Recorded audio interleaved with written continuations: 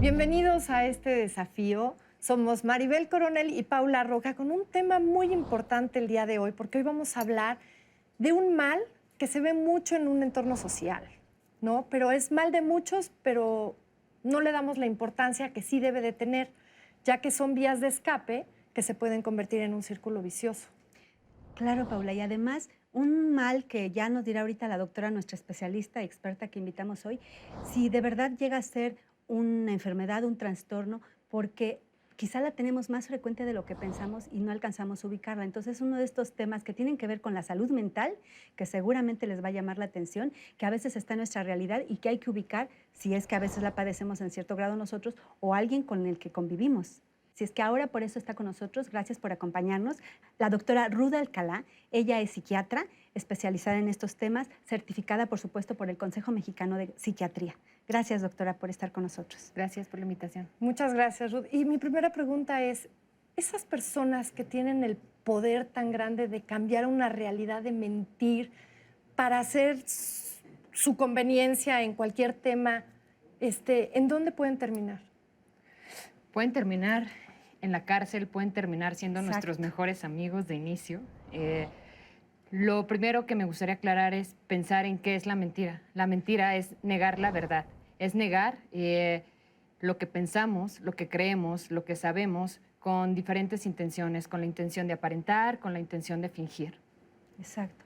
La mitomanía, doctora, finalmente tiene una razón, tiene una causa y cuando llega a un grado en el que de verdad ya es una enfermedad, ¿se puede considerar una patología? Se puede considerar una patología como parte de la expresión de un signo o un síntoma, dependiendo quién lo exprese, si lo expresa el paciente, si lo expresa la persona o si lo expresa el médico, ¿no? Debemos encontrar primero la expresión mitomanía como tal, no es un trastorno, no es una enfermedad, sino es un término que se ha considerado a lo largo de la historia, es un término probablemente un tanto impreciso para utilizarlo como un diagnóstico, sin embargo, es la expresión de la exageración de la verdad o de la exageración de una historia que alguien se puede crear en su mente, la fantasía de decir algo que tiene un contenido de irrealidad.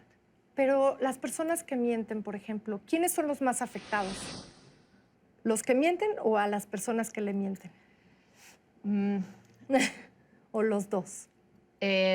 Habrá que averiguar las razones del que miente. ¿Sí? En algún momento de nuestra vida todos hemos mentido. Podemos tener diferentes razones para mentir. Llegamos tarde a algún lugar y justificar la razón por la que llegamos tarde por la vergüenza de decir cuál es la verdadera razón, ¿no? También podemos mentir por el temor a ser descubiertos, por el temor a decir quiénes somos verdaderamente, por vergüenza, por odio, por venganza, podemos mentir por el temor a ser rechazados, podemos mentir por, por elevar nuestra estima, ¿sí? Entonces, ¿quién saldría más perjudicado cuando mentimos? Probablemente si alguien tiene la intención de mentir por mejorar la estima, en el momento de ser descubierto, esa derrota la va a sufrir de una manera muy dolorosa y saldría perjudicado, sería muy lamentable para él ser descubierto. Probablemente para la persona que lo descubrió, pues no habría ninguna otra implicación.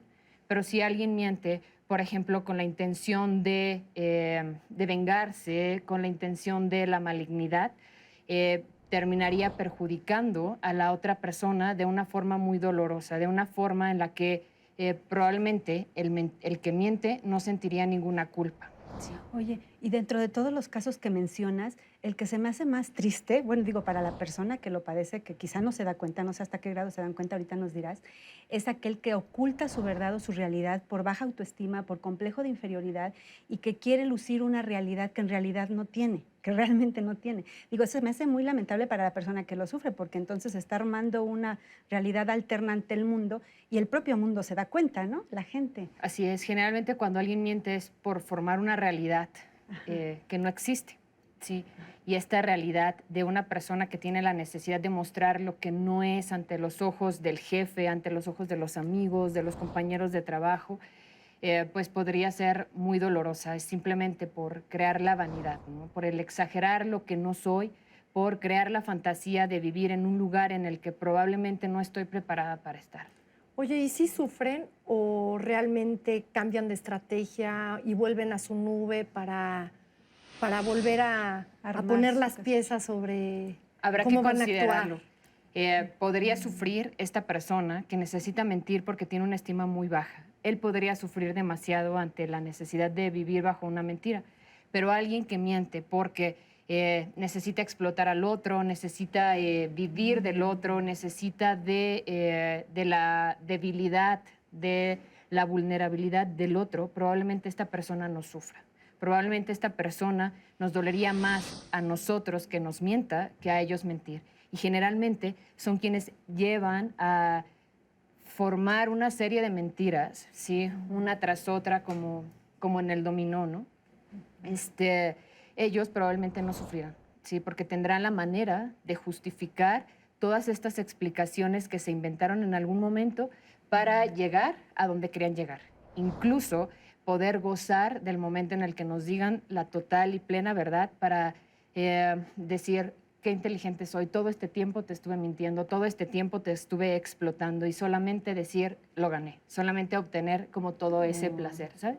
Y una vez que probablemente ellos no lo dijeron, pero terminaron siendo descubiertos, pueden inventarse otra serie de mentiras con la finalidad de obtener la absolución y a partir de ahí justificarse una y otra vez para convencer al otro. Y si la persona a la que le están mintiendo o las personas a las que les están mintiendo logran percatarse de esta voluntariedad de mentir y además de lo repetitivo de mentir, terminan viviéndose como inocentes, como las dulces Víctimas. palomitas, como las víctimas y tratando de justificarse nuevamente a través de historias pasadas. Por ejemplo, es que yo fui víctima cuando era niño, me pasó esto y esto, de historias Justificándose pasadas, y eso. así es. ¿Y qué tan común es? ¿Ustedes qué tanto en consulta lo llegan a tratar?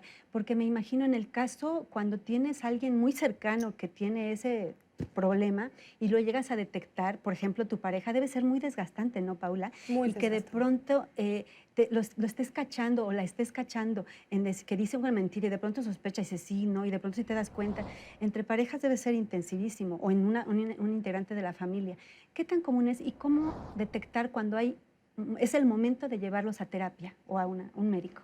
Ok, te repito, a consulta pueden llegar los pacientes con el motivo de consulta de que no puedo dejar de mentir, pero son los pocos. Generalmente quienes intentan llevar a estas personas que suelen mentir y que están involucradas en un sinfín de problemas es la pareja o la familia.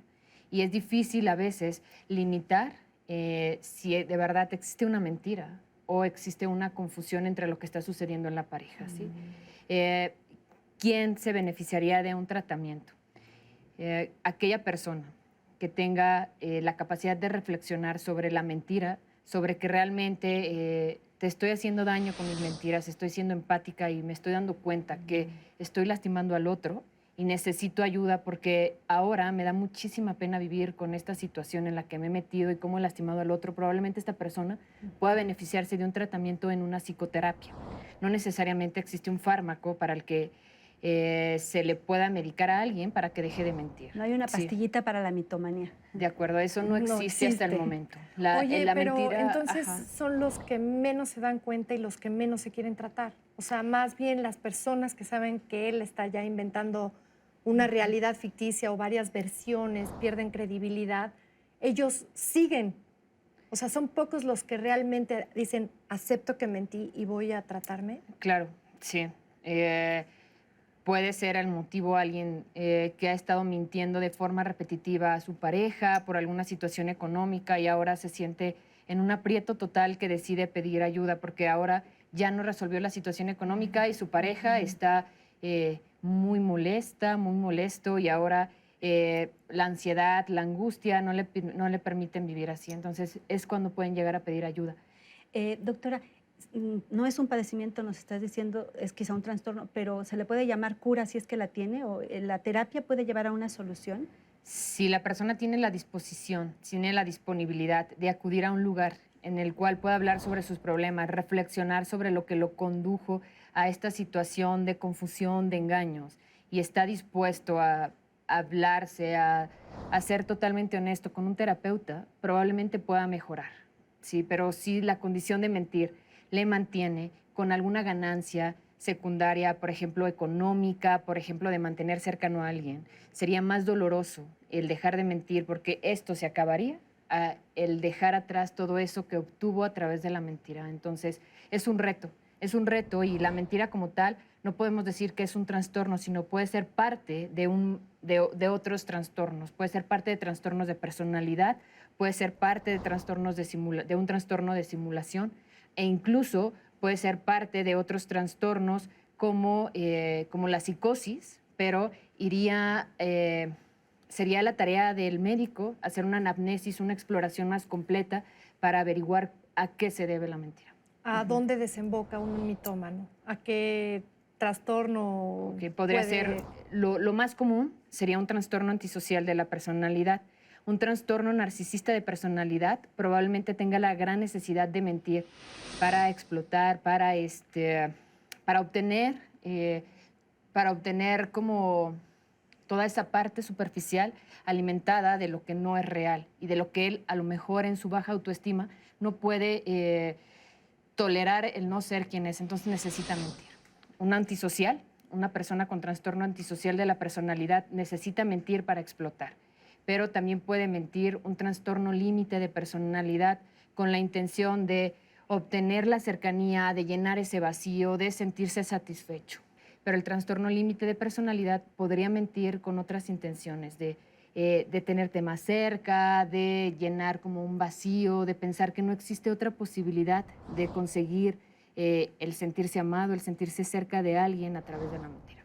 Ay, doctora Ruth Alcalá, pues estos temas siempre nos apasionan. Muchas gracias de verdad por acompañarnos. Gracias por la invitación. Y bueno, pues qué importante es, porque finalmente tener la información y el conocimiento de estos casos siempre nos ayuda y hay que saber que ir con el especialista a veces es oportuno y nos puede ayudar. Y como Gracias. dice Gandhi, hay que alejarse de las personas mentirosas porque son peligrosas. Ojalá Muy que hubiera bien. vacuna, ¿verdad? Ojalá. Ay, sí, ya la deberían de inventar. Muchas gracias, doctora Ruth Alcalá. Muchas gracias gracias. por acompañarnos.